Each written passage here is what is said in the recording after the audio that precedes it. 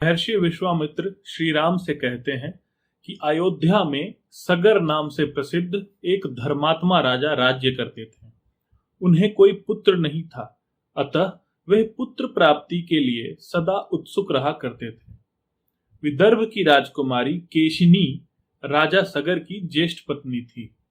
सगर की दूसरी पत्नी का नाम सुमति था। वह अरिष्टनेमी कश्यप की पुत्री तथा गरुड़ की बहन थी।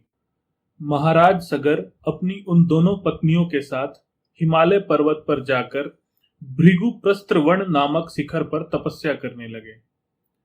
100 वर्ष पूर्ण होने पर उनकी तपस्या द्वारा प्रसन्न हुए महर्षि भृगु ने राजा सगर को वर दिया, सगर, तुम्हें बहुत से पुत्रों की प्राप्ति होगी।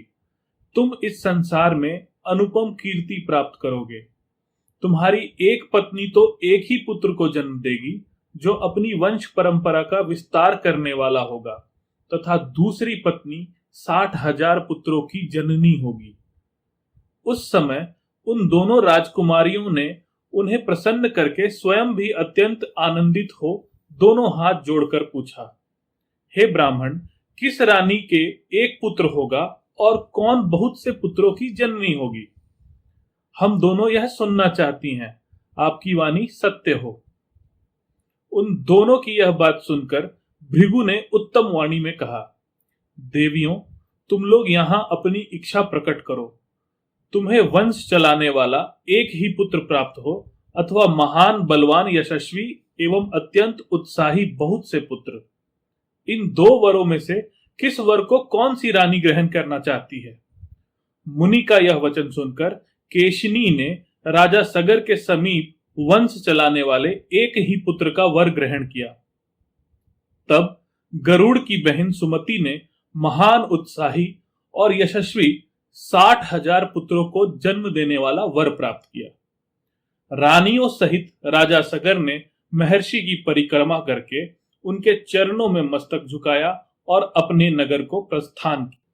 कुछ काल व्यतीत होने पर बड़ी रानी केशिनी ने सगर के औरस पुत्र असमंज को जन्म दिया।